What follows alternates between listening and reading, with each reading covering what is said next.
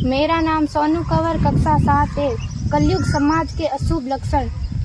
कुटुंब कम हुआ, संबंध कम हुआ, प्रेम कम हुआ, मर्यादा कम हुई, लाज लज्जा कम हुई, विनम्रता कम हुई, समर्पण कम हुए, पुस्तक वाचन कम हुआ, खान पान की शुद्धता कम हुई, बाल कम हुए, कपड़े कम हुए, नींद कम हुई, घी मक्खन कम हुआ, पीतल तांबे के बर्तन कम हुए, भाई भाई का प्रेम कम हुआ, सत्य कम हुआ, अतिथि कम हुए, धैर्य कम हुआ, श्रद्धा और विश्वास कम हुआ, बड़ों का सम्मान कम हुआ और भी बहुत कुछ कम हुआ, जिससे जीवन सहज था, सरल था। संतान को दोष न दे।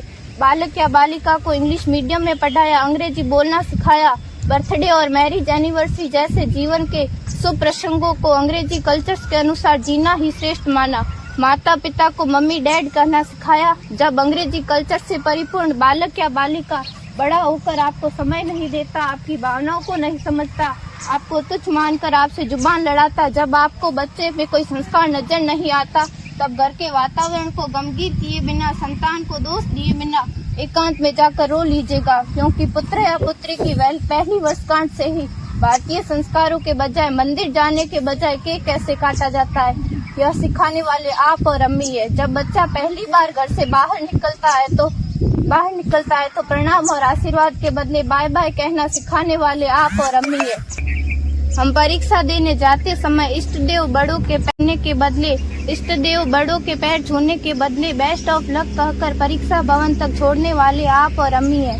बालक या बालिका के सफल होने पर घर में परिवार के साथ बैठकर खुशियां मनाने के बदले होटल में पार्टी मनाने की प्रथा को बढ़ावा देने वाले आप और अम्मी है। बालक या बालिका के विवाह के पश्चात कुल देवता देव दर्शन भेजने से पहले हनीमून के लिए फॉरेन टूरिस्ट स्पॉट भेजने की तैयारी करने वाले आप और अम्मी है। ऐसी कई ढेर सारी अंग्रेजी कल्चर्स को हमने जाने अनजाने स्वीकार कर दिया है। अब तो बड़े बुजुर्गों के पैर छूने में भी शर्म आती है। गलती किसकी? मात्र आपके माता और पिता की। अंग्रेजी अंतर्राष्ट्रीय भाषा है, से काम काज हेतु सीखना है, अच्छी बात है, लेकिन इसकी संस्कृति को अपने जीवन में उतारने की तो कोई बाध्यता नहीं थी। अपनी समृद्ध संस्कृति को त्याग कर नैतिक मूल्यों, मानवीय संवेदनाओं से रहित अन्य सभ्यताओं की जीवन शैली अपनाकर हमने क्या पाया? अवैध संबंध, टूटते रिश्ते, व्यसन युक्त धन, थके हारे मन, छल भरे रिश्ते, अनुशासनहीन संतानें, असुरक्षित समाज। एक बार विचार जरूर कीजिएगा कि संस्कारवान पीढ़ी क्यों आवश्यक है।